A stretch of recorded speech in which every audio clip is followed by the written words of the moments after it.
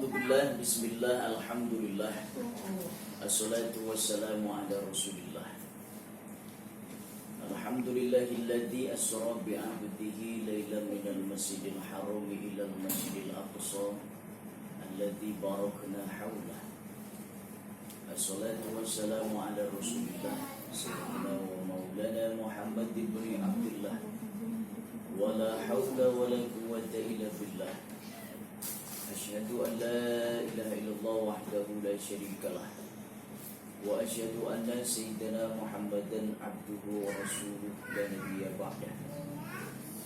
Allahumma iftah alaina futuhal arifina bi hikmatika wansur alaina rahmataka wa dhakkirna ma nasina ya dzal jalali wal ikram. Ya hayyu ya qayyum la ilaha illa anta bi rahmatika astaghfir. Subhanaka la ilma lana illa ma 'allamtana innaka antal alimul hakim. Wa ba'du. Ibu Yuli yang saya hormati, juga seluruh hadirin hadirat, saudara-saudari sekalian, rahimakumullah. Mudah-mudahan setiap langkah kita menuju tempat ini menjadi penghibur bagi dosa-dosa kita, menjadi penyebab diangkat derajat kita di sisi Allah, dan menjadi penyebab berkumpul kita di surganya Allah. Amin ya rabbal alamin. Pada bulan ini kita sudah memasuki bulan Rajab. Rajab, Sya'ban, Ramadan, terus Syawal. Yang pertama bulan Hijriah itu Muharram. Kemudian Muharram, Safar. Kemudian Rabiul Awal, Rabiul Akhir, Jumadil Awal, Jumadil Akhir. Kemudian Rajab, Sya'ban, Ramadan, Syawal, Zulqa'dah, Zulhijjah. Hafal semua ya? Kita dari Januari sampai Desember hafal. Ini kita kalender Islam. Kita sudah masuk bulan Rajab. Jauh-jauh hari sebelum memasuki Ramadan, ketika memasuki bulan Rajab, Rasul seringkali berdoa. Yang masuk kita dengar doanya, Allahumma barik lana fi Rajaba wa Sya'bana wa balighna Ramadan. Kita berharap agar diberkahi pada bulan Rajab dan bulan Sya'ban, dan disampaikan usia kita hingga bulan Ramadan. Biasa, bulan Ramadan. Jauh-jauh hari sudah dipersiapkan. Sejak bulan Rajab ini kita mempersiapkan diri untuk menyambut Ramadan. Sayyidus Syuhur, rajanya bulan. Nah, pada bulan Rajab ini termasuk salah satu daripada bulan haram. Haram itu bulan yang mulia. Beda dengan, ini beda ya, haram dengan haramnya sesuatu yang dilarang, beda makna begitu ya. Maksudnya haram di sini seperti Masjidil Haram. Di bulan haram Rajab ada 4 bulan yang masuk kepada bulan yang haram, bulan yang dimuliakan. Jadi di dalamnya ketika kita melakukan suatu amalan baik dilipat gandakan, amalan buruk pun dilipat gandakan. Salah satunya adalah bulan Rajab. Gitu ya. Muharram, Zulqa'dah, Zulhijjah, sama Rajab. Itu 4 bulan haram. Kalau bulan Ramadan itu melebihi. Itu rajanya bulan. Bulan Rajab ini bulan yang dimuliakan. Melakukan amalan baik dilipat gandakan. Amalan buruk pun lipat gandakan. Maka hati-hati ketika kita melakukan amalan buruk. Maka kalau zaman dulu ini bulan dilarang untuk berperang. Dilarang untuk berperang. Bulan Rajab ada satu peristiwa yang kita ketahui. Apa yang ada di bulan Rajab? Peristiwa besar Isra Mi'raj. Isra Mi'raj. Subhanalladzi asra bi'abdihi lailan minal masjidil harami ilal masjidil aqsa alladzi barakna haulah. Subhanalladzi.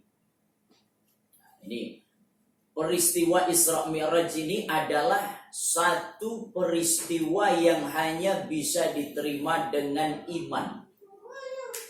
Isra Mi'raj. Isra berjalan dari Masjidil Haram ke Masjidil Aqsa. Mi'rajnya dari Masjidil Aqsa naik ke atas. Langit pertama, kedua, ketiga sampai ketujuh. Apakah itu yang biru di atas itu langit atau bukan? Itu batasan pandangan mata kita yang biru ini. Langit yang sebenarnya kita belum tahu.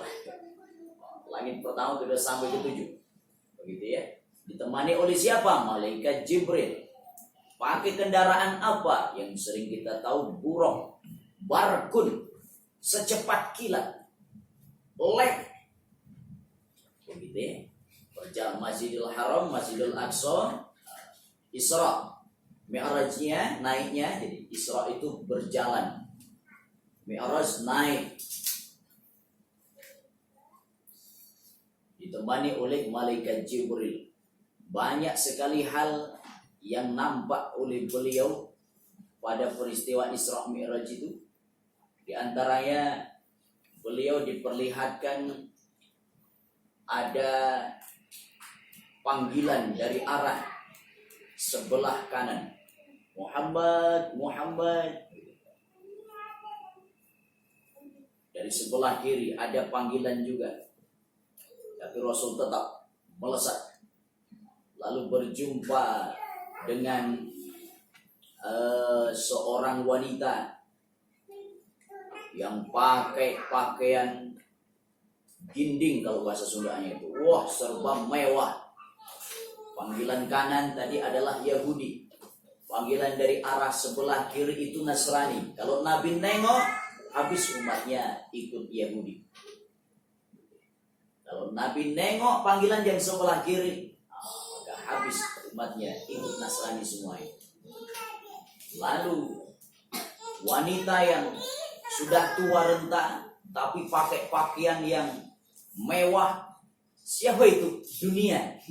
Gambaran dunia. Dunia itu di zaman Nabi sudah digambarkan seperti wanita yang sudah tua renta. Maka jarak diutusnya baginda Rasul dengan kiamat itu seperti telunjuk dan jari tengah. Betapa dekatnya, singkatnya kehidupan dunia. Cepat sekali. Maka digambarkan macam itu. Banyak sekali peristiwa yang dinampakkan kepada beliau. Ketika peristiwa Isra Mi'raj itu, langit pertama, kedua, ketiga, sampai di langit ketujuh, di sana berpisahlah baginda Rasul dengan malaikat Jibril. Ya Muhammad, tidak sampai aku kalau harus ke atas Sidratil Muntaha. Langit ketujuh sampai ke Sidratil Muntaha, ujung daripada dunia ini. Mustawa Sidratil Muntaha. Apakah berarti Allah ada di sana? Oh, tidak. Begitu ya. Allah ada tanpa membutuhkan tempat. Gitu ya. Allah ada tanpa membutuhkan tempat. Kalau begitu Nabi Musa bercakap-cakap dengan Allah di Bukit Tursina, berarti Allah di Bukit Tursina? Tidak. Begitu ya. Jadi adanya Allah tidak memerlukan tempat. Allah ada sebelum tempat itu ada. Maka keadaan Allah itu tidak terbatasi oleh ruang dan waktu dan tempat. Begitu ya. Maka kalau kita ngaji ilmu tauhid, kita percayakan saja kepada yang di atas. Itu maksudnya yang di atas itu apa? Allah atau yang menguasai seluruhnya. Kalau yang dimaksud adalah Allah, begitu ya, Allah tidak membutuhkan tempat. Tapi kalau atas ini maksudnya adalah istilah, bahwa atas adalah menunjukkan sesuatu penguasaan semuanya, itu masih diperbolehkan. Nah, maka Allah tanpa membutuhkan arah, kanan, depan, belakang, atas, mukhalafatul hawadith. Di mustawa, di sidratil muntaha, baginda Rasul berjumpa dengan Allah. Dalam riwayat itu dikatakan pakai hijab, tidak terlihat langsung. Sebab selagi di dunia kita tidak akan bisa melihat Allah secara langsung. Kapan kita bisa melihat Allah? Di surga. Dalam kitab Sholamun Taufik itu, nikmat yang melebihi segala nikmat di surga adalah kita berjumpa dengan Allah, melihat Allah secara langsung. Kita di dunia tak bisa. Jadi ada hijab yang menutupi antara baginda Rasul dengan Allah di sana. Kenapa Nabi Musa menerima wahyu 40 hari kan berturut-turut? Nabi Musa itu 40 hari berturut-turut menerima kitab Taurat itu di Bukit Tur Sina. Tapi Allah memberikan perintah sholat kepada baginda Rasul di tempat yang tertinggi. Ini menunjukkan baginda Rasul adalah Sayyidul Anbiya wal Mursalin, rajanya seluruh para Rasul dan Nabi. Jadi di tempat yang tertinggi. Dan juga memberikan pengajaran kepada kita bahwa sholat adalah pokok daripada segalanya. Pokok daripada segalanya, sholat. Kalau perintah puasa lewat perantara malaikat Jibril, perintah zakat lewat perantara malaikat Jibril, perintah haji ada perantara malaikat Jibril. Tapi sholat, baginda Rasulnya langsung dipanggil oleh Allah. Jadi kalau saya boleh memberikan satu ilustrasi, rukun Islam itu berapa? 5 kan ya? Syahadat, sholat, zakat, puasa, haji. Ini misal, ini adalah keislaman kita. Orang kalau melakukan 5 hal ini sempurna keislaman. Ibaratnya. Yang kelima ini apa? Haji tadi ya. Haji. Seandainya ada orang Islam yang tak haji, tak mengapa. Karena haji untuk yang mampu. Ketika dia mampu, wajib haji. Maka dalam haji dipasang istilah manis tatoa. Barang siapa yang mampu, fisiknya, secara fisik, secara harta, begitu ya. Seandainya dia tak haji, tak apa, tetap dia Islam. Karena terhalang, karena tidak mampu. Lalu kemudian ini apa? Puasa. Bolehkah orang Islam tak puasa karena ada uzur? Boleh. Orang kalau sudah tua renta, jangan paksa untuk puasa. Maka kalau kita sudah punya nenek, kakek yang sudah tua renta tak kuat puasa, jangan dipaksa puasa. Kalau nggak kuat nggak usah puasa, gitu ya.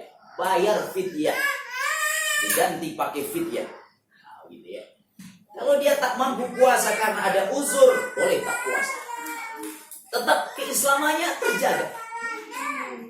Zakat, ini bagi yang mampu juga. Kalau dia benar-benar tak mampu mengeluarkan zakat, itu baik zakat fitrah ataupun zakat mal, begitu ya.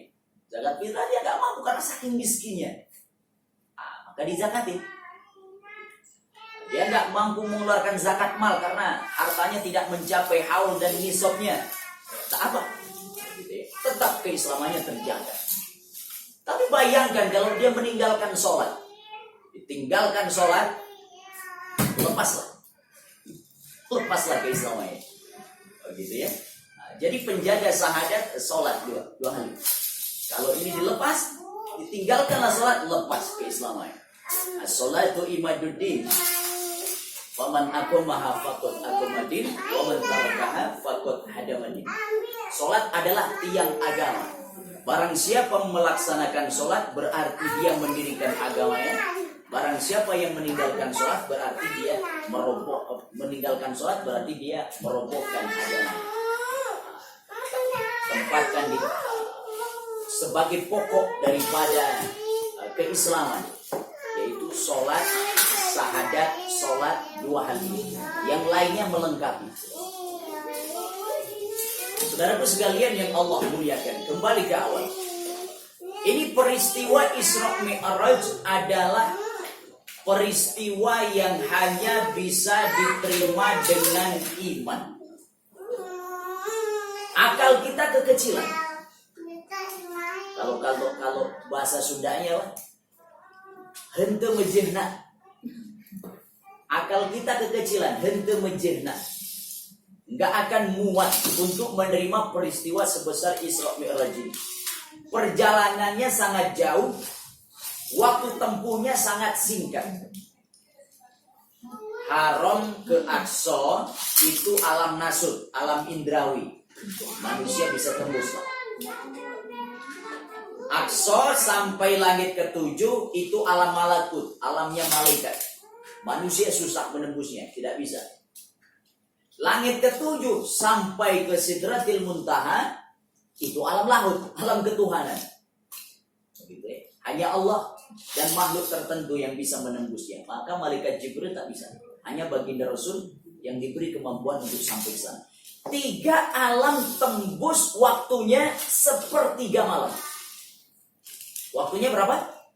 Sepertiga malam. Sepertiga malam. Maka ketika malamnya beliau mengalami peristiwa Isra Mi'raj, paginya tersebar berita. Ada yang langsung yakin, contohnya Abu Bakar As-Siddiq, maka mendapat gelar As-Siddiq. Begitu ya, orang yang benar, membenarkan. Maka beliau mendapat orang yang selalu percaya apapun yang disampaikan oleh baginda Rasul. Seandainya ada peristiwa yang lebih dahsyat daripada itu, pasti aku percaya. Karena baginda Rasul itu sebelum diangkat menjadi Rasul, beliau jauh-jauh hari sudah punya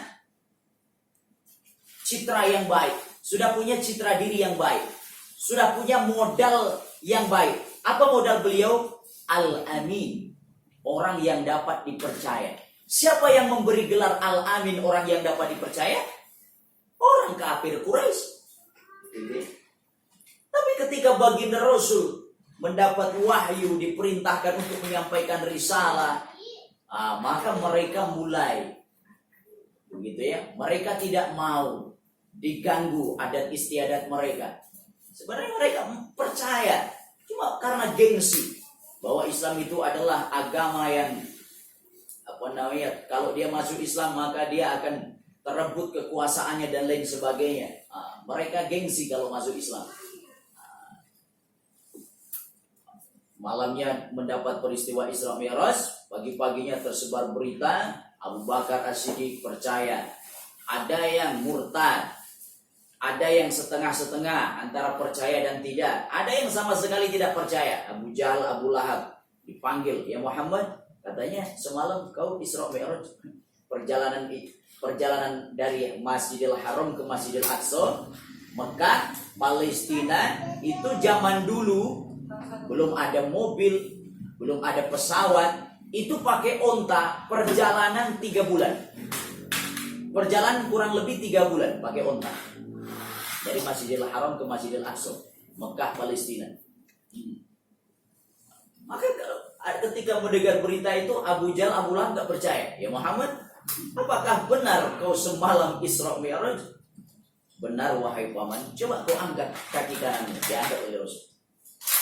Kaki kiri, ya nggak bisa paman, saya jatuh kalau dua-duanya.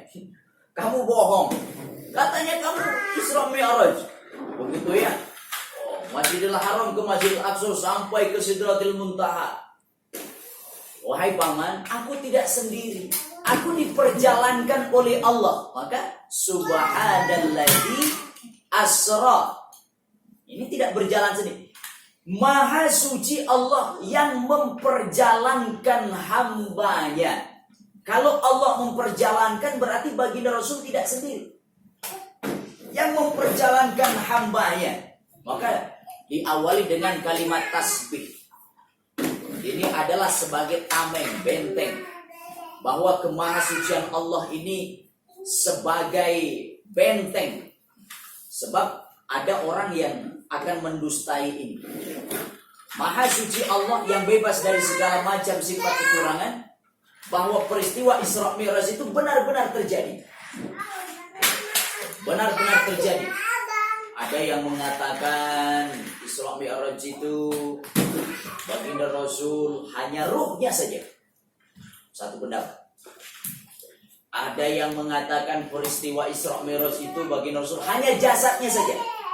Tapi pendapat yang lebih kuat, jumhur ulama mengatakan baginda Rasul Isra Mi'raj itu ruh dan jasad. Ya macam ruh dan jasad. Di antaranya jumhur ulama mengatakan baginda Rasul Isra Mi'raj itu adalah ruh dan jasad. Dalam ayat ini dipasang kata abdun. Subhanalladzi asra bi'abdihi. Abdun itu satu bentuk pribadi. Begitu ya? Satu bentuk pribadi dan menunjuk kepada baginda Rasul Muhammad SAW. Berarti jasad dan ruh. Begitu ya? Jasad dan ruh dalam keadaan sadar, sesadar-sadarnya. Saudaraku sekalian yang Allah muliakan, kembali ke awal, ini peristiwa yang hanya bisa diterima dengan iman, keimanan. Orang yang tidak mempercayai, meragukan peristiwa ini, itu mendekati kekufuran. Maka seluruhnya apa yang diberitakan oleh Al-Quran, kita imani secara keseluruhan, bahwa benar adanya. Jangan sampai kita mendustakan walaupun satu ayat. Gitu ya. Satu ayat saja kita tidak percaya dengan Al-Quran, itu mendekati dengan kekufuran. Kembali ke awal, Isra Mi'raj. Apa perintah utama yang diterima tadi? Sholat 50 waktu awalnya. Sholat 50 waktu. Turunlah ke langit ke-6 dalam kitab Tur-Rahim. Di langit ke-6, ya Muhammad, di langit ke-6 ini berjumpa dengan Nabi Musa, ruhnya Nabi Musa. Berjumpa dengan ruhnya Nabi Musa. Ya Muhammad, dapat apa? Dapat perintah sholat. Berapa banyak? 50 waktu. Untuk kiatan umatmu, gak kuat umatmu. Mintalah keringanan. Dikurangi 5, 45, turun lagi. Berapa? 45. Masih berat, minta lagi. Bolak-balik. Kurangi 5, 5. Akhirnya tinggal 5 waktu. Jumpa lagi dengan Nabi Musa. Bagaimana? 5 waktu. Minta lagi lah. Begitu. Masih berat. Enggak lah, malu sesudah bolak-balik. Gitu. Insya Allah aku beserta umatku kuat. Gitu ya. Malu kalau harus meminta lagi kepada Allah. Yang 5 waktu saja banyak di antara kita yang meninggalkan sholat, apalagi yang 50 waktu. 5 waktu. Sholat. Maka perintah sholat ini aqimus sholat. Bukan af'alus sholat. Aqimus sholat. Dirikan sholat. Dirikan sholat agar sholat ini berdiri tegak. Orang sholat dengan sebenar-benarnya, maka hablum minallahnya baik, hablum minan nasnya pun baik.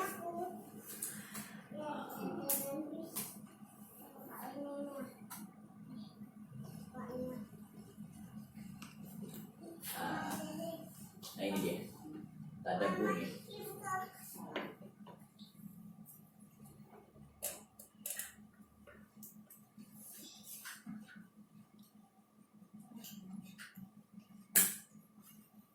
Dipasang ayat tersebut dengan diawali dengan kalimat tasbih, subhana.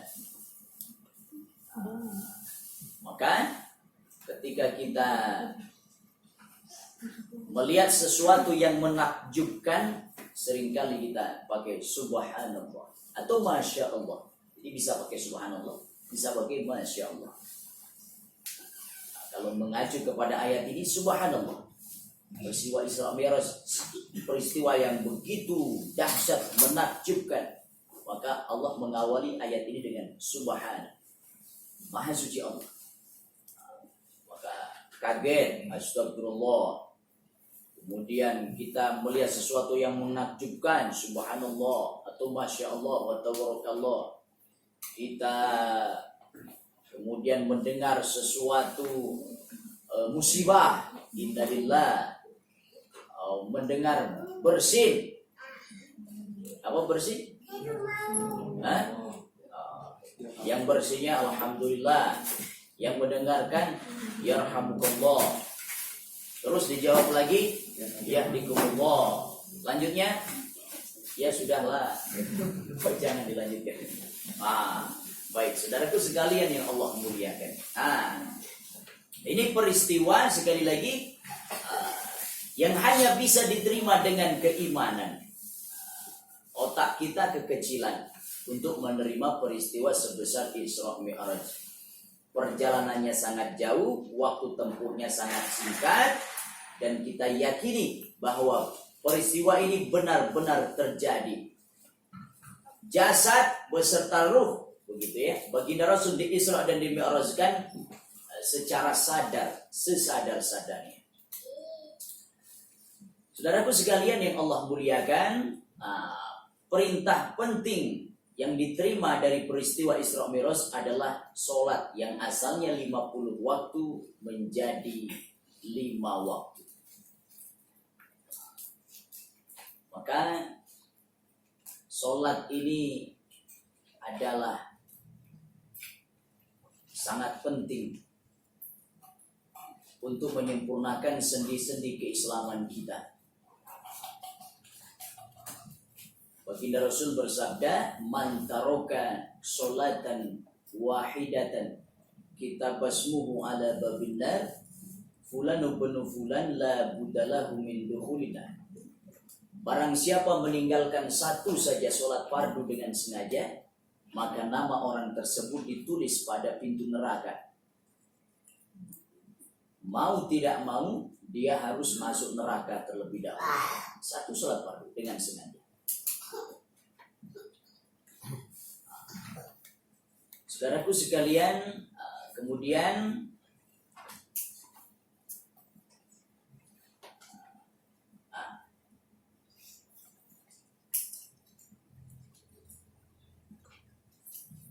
ini tentang kalimat tasbih yang di awal tadi.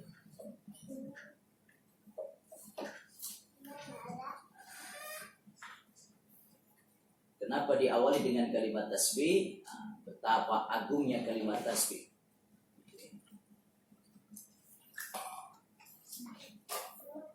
Di antaranya ada hadis yang mengatakan ini.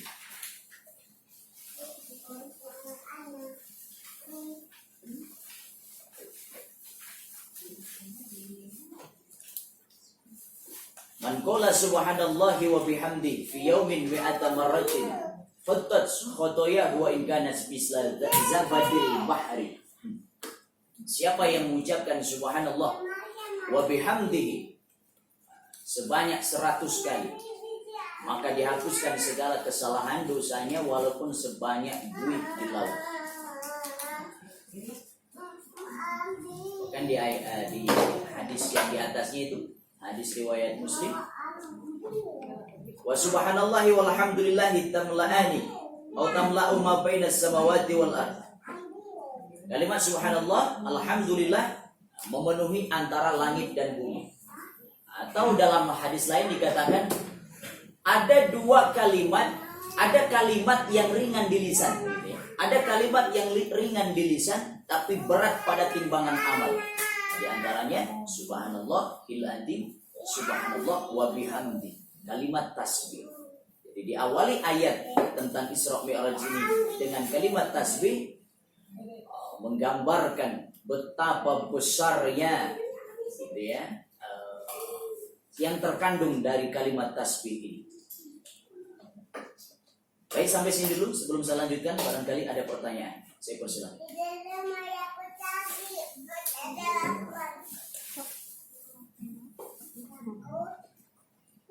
Oh ya, silakan. Pak Ustadz, ada yang bertanya, apa yang harus dilakukan seorang wanita yang suaminya pergi meninggalkan anaknya yang masih bayi dan menceraikannya? Ya, baik. Bismillahirrahmanirrahim. Ada anekdotnya. Kalau suami istri bercerai, suami seringkali sibuk memikirkan bagaimana mencari penggantinya. Kalau istri dia diceraikan, dia sibuk mencari kerja, bagaimana menghidupi anaknya. Ini zalim namanya. Anak itu walaupun suami istri sudah bercerai, anak tetap menjadi tanggung jawab bagi suami. Sedangkan istri kalau belum habis masa iddahnya, tetap masih ada kewajiban sang suami memberi nafkah. Ada seseorang menceraikan seorang wanita, menceraikan istrinya misalnya. Kalau masa iddahnya belum selesai, ini suami atau mantan suaminya masih wajib. Karena kalau masa iddah belum selesai, itu seandainya ada ucapan, yuk balikan lagi yuk. Itu bisa tanpa akad, masih bisa, begitu ya, masih bisa. Maka sebisa mungkin dalam Islam itu orang yang mau bercerai itu jangan sampai bercerai. Cari cara bagaimana agar bisa mempersatukan lagi. Bahkan ada di saya baca dalam artikel itu di Eropa kalau tak salah. Ketika ada yang menggugat cerai ke pengadilan, dari pengadilan itu membuat aturan suami istri yang mau bercerai, dia diharuskan memakai pakaian pengantin sama seperti dia ketika akan menikahi. Pakai suaminya dandan macam dia dulu waktu mau nikah istrinya. Sebagian besar nggak jadi cerainya. Sebagian terkenang barangkali masa itu. Allahu Akbar. Ini sebisa mungkin orang yang mau bercerai itu tidak bisa. Sebisa mungkin untuk disatukan kembali. Kalau benar-benar nggak bisa begitu, barulah diperbolehkan. Maka cerai itu sesuatu yang halal tapi sangat dibenci oleh Allah. Jadi yang harus dilakukan oleh sang istri ya kalau dia mau ya menuntut hak, begitu ya. Kalau dia masa iddahnya sudah selesai ya sudah, berarti hak untuk dia tak ada. Tapi untuk sang anak, begitu ya. Kalau dia mau menuntut haknya, hak untuk nafkah anak. Jadi anak dia dinafkahi. Kapan orang tua wajib menafkahi anak? Hukumnya wajib. Ketika saya mengkaji fikih kitab Fathul Qorib itu selama balik. Jadi batasan orang tua memberi nafkah kepada anak itu wajib, yang sifatnya wajib ya, sampai balik. Sampai balik. Kalau sudah selesai balik, dia sudah sudah mencapai akil balik, begitu ya. Maka itu tak wajib, hanya sunnah saja. Atau ada pendapat lain yang mengatakan kapan orang tua wajib memberi nafkah kepada anak? Selama dia masih belum bisa berdikari sendiri. Nah, ini pendapat yang yang umum kita ketahui. Selama anak belum bisa berdikari sendiri, maka kita sebagai orang tua masih wajib memberikan dia nafkah. Maka sang istri tadi kalau mau ya datang ke pengadilan barangkali, atau dia ke keluarga suami, sebab anak ada masih ada kewajiban bagi sang ayah untuk menafkahi dia kalau anaknya masih kecil, dia belum bisa berdikari sendiri. Maka begitu. Wallahu a'lam bishawab. Ada lagi yang lain?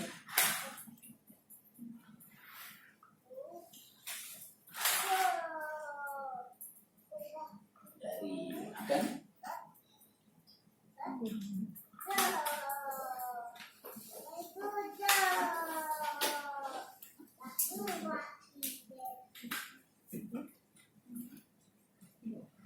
Ada? Yang di belakang? Cuma satu yang di situ ya. Baik, saudaraku sekalian, kita lanjutkan dulu.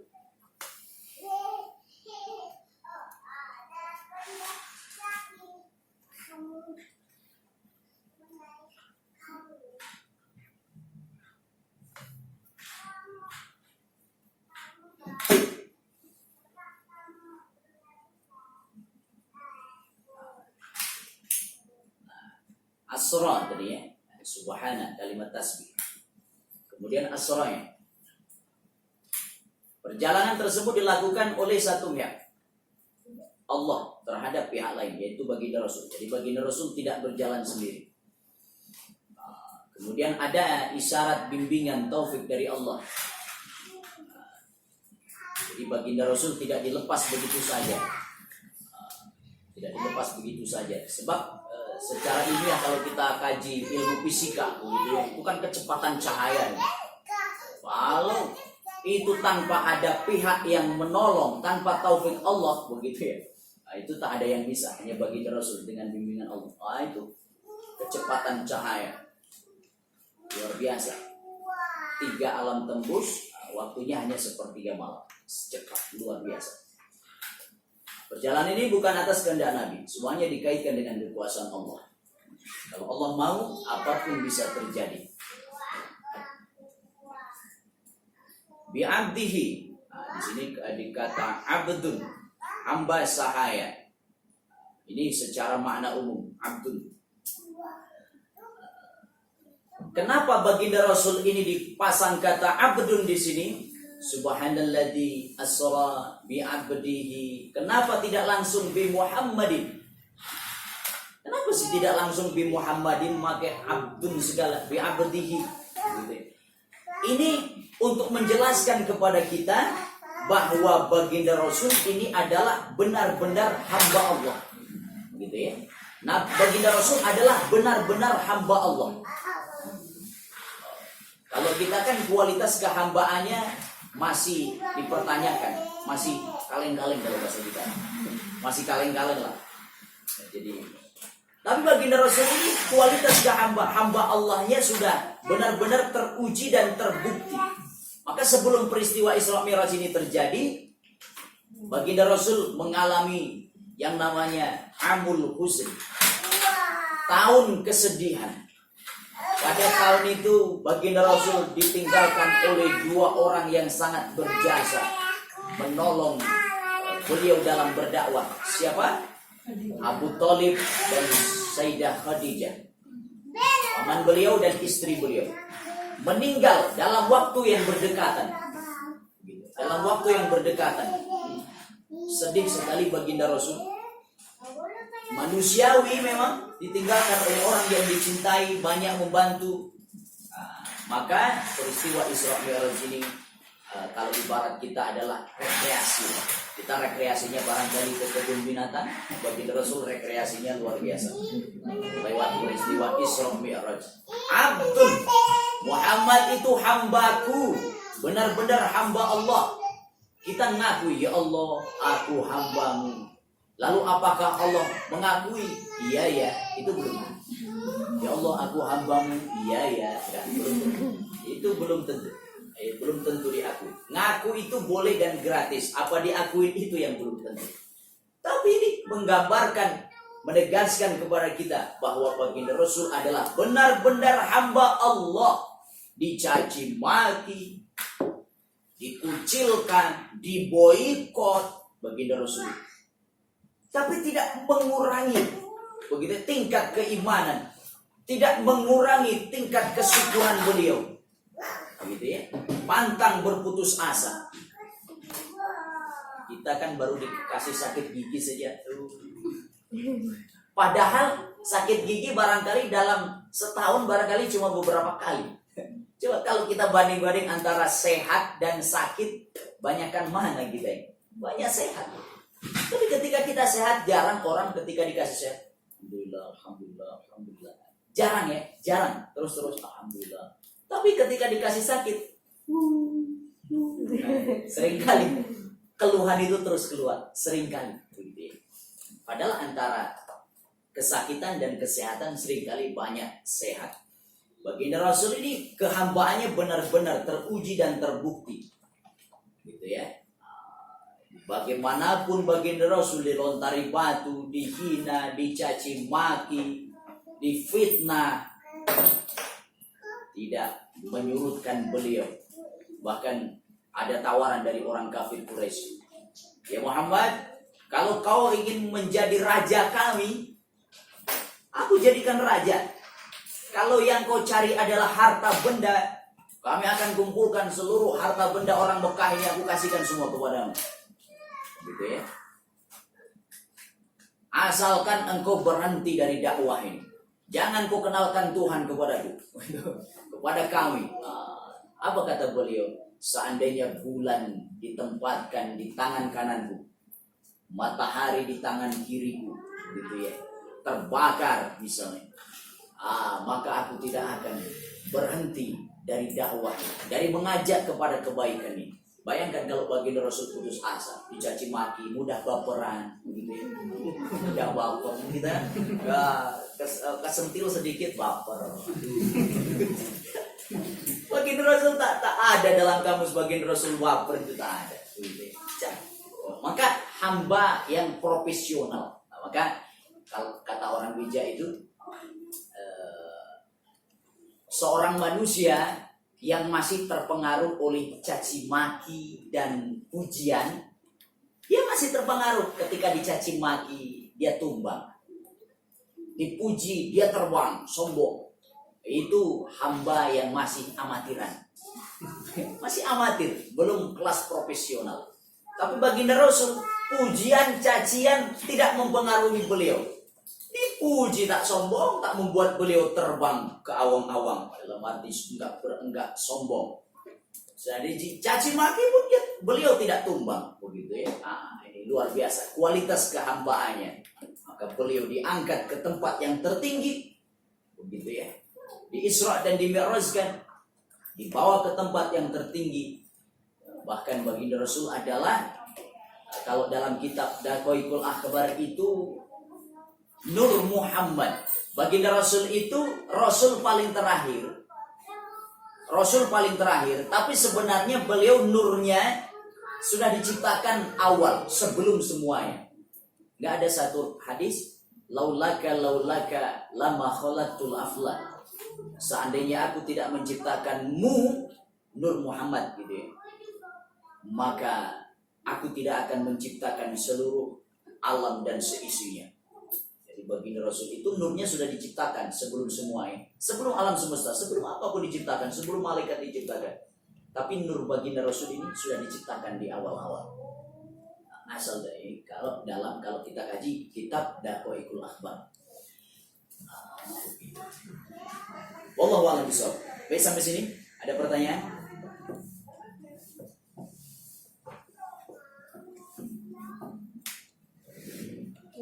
Masih ada waktu 6 menit lagi kita.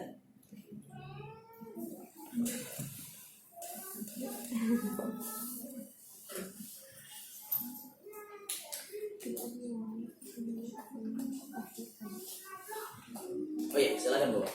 Ustaz mau nanya, saya pernah ada kan pesantren, terus yang orang sehat itu dibaca talqin itu nggak apa-apa itu Ustaz, karena kita masih hidup. Oh ya. Orang yang masih sehat ditalkinkan. Baik. Ya tidak mengapa ya. Talqin. Sebenarnya talqin itu kan ada istihad. Boleh. Ditalkinkan mangga. Enggak ditalkinkan pun tidak apa-apa. Itu istihad bahwa untuk menuntun seseorang. Dan sebenarnya yang bisa menjawab nanti pertanyaan di alam kubur ya amal dia sendiri. Walaupun ditalkinkan tapi tak sholat, tak puasa, begitu ya, nggak beramal soleh, ya tetap dia tidak akan bisa menjawab. Cuma ini bagaimana orang sehat ya ditalkinkan, begitu ya, tidak mengapa. Dan kalau kita tahu dia sudah dekat kepada sakaratul maut, maka talqin yang paling utama adalah la ilaha illallah. Lakinu mautakum bila ilaha illallah. talkinilah orang yang mati di antara kalian dengan kalimat la ilaha illallah. Jangan kita tinggalkan kalau kita tahu ada saudara kita yang mau wafat. Karena orang wafat itu sakarat. Sakarat itu begitu ya. Maka jamaknya sakarat, ada alifnya. Ada alif dan ta. Begitu ya. Itu jamak, berarti dalam arti apa bahasanya? Mabuk semabuk-mabuknya.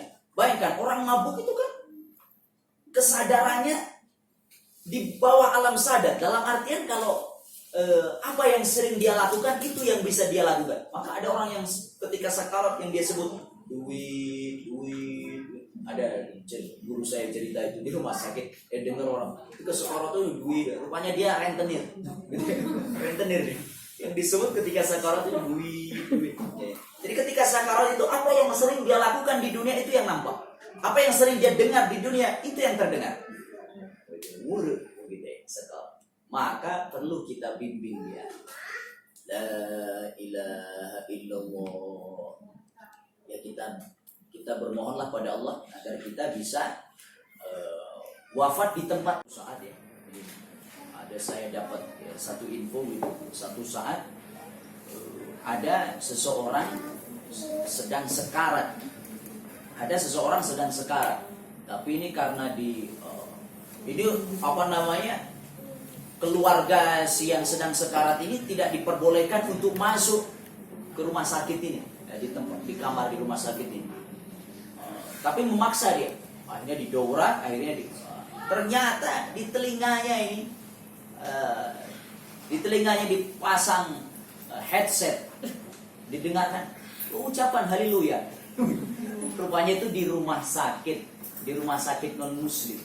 Maka kita bermohon pada Allah yang mudah-mudahan kita jangan sampai meninggal di tempat yang seperti itu, begitu ya. Kita berharap di tempat yang terbaik, begitu ya. Ada yang mendampingi kita untuk mentalkinkan kita kalimat tauhid la ilaha illallah agar ujung kehidupan kita bisa keluar ucapan la ilaha illallah. Barang siapa ujung kehidupannya bisa berucap kalimat la ilaha illallah, maka surga baginya. Dan maka kita perlu la ilaha illallah Muhammadur Rasulullah. Dan siapa intinya yang mengucapkannya? Amal kita. Walaupun ada yang menalkinkan, tapi kita amalannya buruk, maka susah untuk mengucapkannya. Jadi tidak apa untuk menuntun. Wallahu a'lam. Ada lagi yang lain sebelum saya tutup? Ada 2 menit lagi. Pas kalau di sini. Baik. Kalau tidak ada, itulah saja yang dapat saya sampaikan pada kesempatan ini tentang Isra Mi'raj. Mohon maaf atas segala kekurangan. Terima kasih atas segala perhatian kepada Allah. Mohon ampun. Ihdinas siratal mustaqim.